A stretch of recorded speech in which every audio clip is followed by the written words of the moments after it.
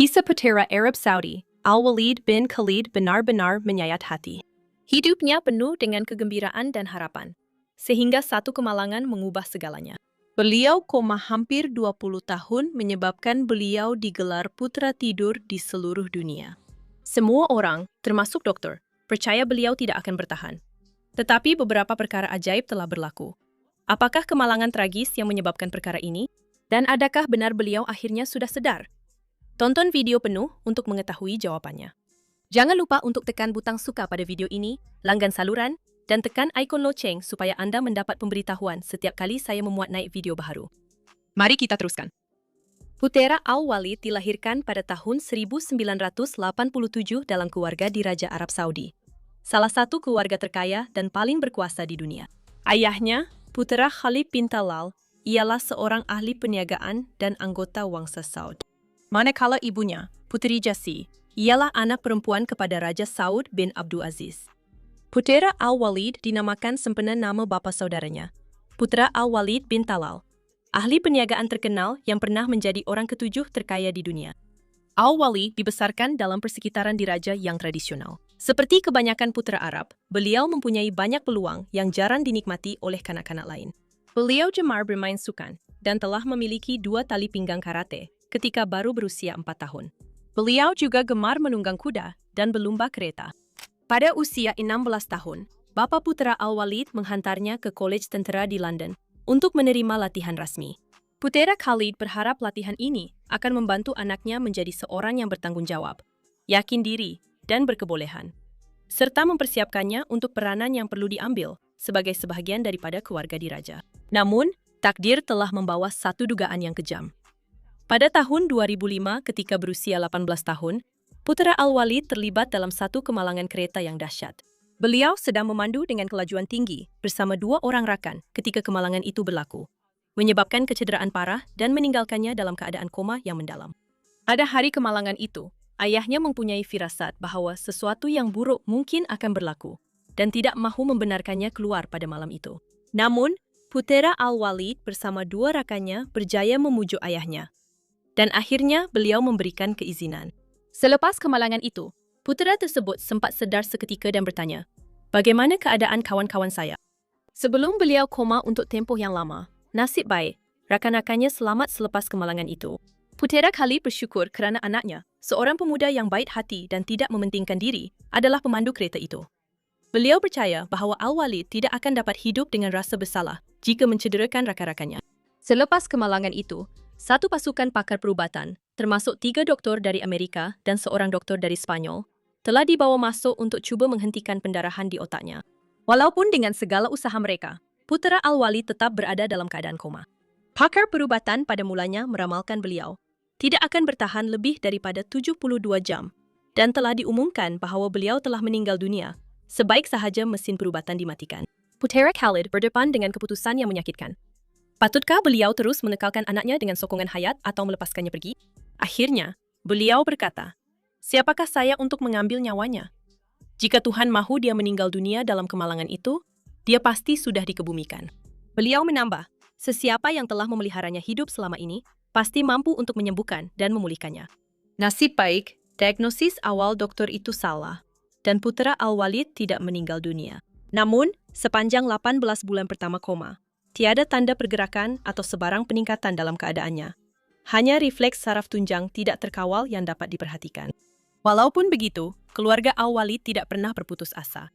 Mereka sentiasa berada di sisinya, sering bercakap dengannya seolah-olah dia sedar, memberitahunya tentang peristiwa dan perkembangan dalam kehidupan mereka. Menakjubkan, satu titik perubahan berlaku apabila Al-Walid mula bernafas sendiri selama 3 bulan tanpa bantuan alat pernafasan mekanikal. Peningkatan kecil tetapi bermakna ini membangkitkan harapan kepada keluarganya dan pasukan perubatannya. Pada tahun 2016, selepas menghabiskan lebih daripada 1 dekad di hospital, putera Al-Walid telah dipindahkan ke rumah keluarganya di Riyadh untuk meneruskan rawatan dan penjagaan dalam persekitaran yang lebih dikenali. Ayahnya, Putera Khalid, tetap teguh dengan kepercayaannya terhadap keajaiban dan tidak pernah hilang keyakinan terhadap pemulihan anaknya. Dari masa ke masa, tanda-tanda kemajuan kecil mula kelihatan. Al-Walid mula memberi reaksi terhadap sentuhan dan suara. walaupun hanya kepada individu tertentu, seperti beberapa dokter, jururawat, dan ahli keluarga terdekat. Dia juga mula membuat pergerakan halus yang membangkitkan harapan untuk pemulihannya pada masa akan datang. Pada tahun 2019, ibu saudaranya, Putri Rima binti Talal, berkongsi sebuah video di akaun Twitter beliau yang menunjukkan putra Al-Walid menggerakkan kepalanya ke kiri dan kanan. Setahun kemudian, satu lagi video muncul di mana beliau berinteraksi dengan seorang wanita yang memberi salam kepadanya. Dalam video tersebut, beliau menggerakkan jarinya dan bahkan mengangkat tangan sebagai tindak balas kepada permintaan wanita itu. Keadaan putera Al-Walid telah menarik perhatian yang besar, baik di Arab Saudi maupun di seluruh dunia, dengan videonya meraih jutaan tontonan. Berikutan perkembangan ini, para dokter mula percaya bahawa sesuatu yang luar biasa sedang berlaku kepada putera tersebut. Mereka mendapati bahawa beliau semakin berusia, bertambah berat badan, dan memberi reaksi terhadap rangsangan tertentu, sekaligus membangkitkan harapan baru untuk pemulihannya. Ramai orang di seluruh dunia yang mengikuti keadaannya percaya bahawa beliau mungkin akan sedar tidak lama lagi, dan membandingkannya dengan pemulihan ajaib. Seperti wanita Emiria, Nura Abdullah, yang sedar daripada koma selama 27 tahun pada tahun 2019 selepas kemalangan kereta tragis pada tahun 1991. Baru-baru ini, satu gambar muncul dalam talian dengan dakwaan bahawa putera Al-Walid telah sedar. Namun, kemudian didedahkan bahawa gambar itu sebenarnya menunjukkan abangnya, Mohammed bin Khalid, yang juga terlibat dalam kemalangan kereta serius dan hampir maut. Malangnya, ramai kerabat di Raja Arab Muda telah menghadapi nasib tragis akibat tingkah laku berisiko dan gaya hidup liar mereka. Salah satu contoh yang ketara ialah putera Rashid bin Muhammad Al Maktoum, anak sulung pemerintah Dubai, yang meninggal dunia pada usia 33 tahun akibat serangan jantung. Kematian mengejut Rashid dikabarkan berkaitan dengan gaya hidup berlebihan, sehingga menenggelamkan masa depannya yang cerah sebagai peminat sukan dan pemimpin. Begitu juga Sheikh Khalid bin Sultan Al-Qasimi, anak kepada pemerintah Sharjah, meninggal dunia pada usia 39 tahun dalam keadaan yang misteri. Khalid merupakan seorang pereka fashion yang berbakat dan penghubung budaya antara timur dan barat. Namun, laporan mencadangkan bahawa kematian beliau yang tidak diduga mungkin berkaitan dengan gaya hidup berlebihan, sama seperti Rashid, yang akhirnya menyumbang kepada kejatuhannya. Namun, situasi putera Al-Walid amat memilukan dan unik. Tidak seperti Rashid dan Khalid, kisah beliau terasa seolah-olah masa terhenti, seakan-akan hidupnya tertangguh, sementara keluarganya terus berpegang pada harapan untuk pemulihannya.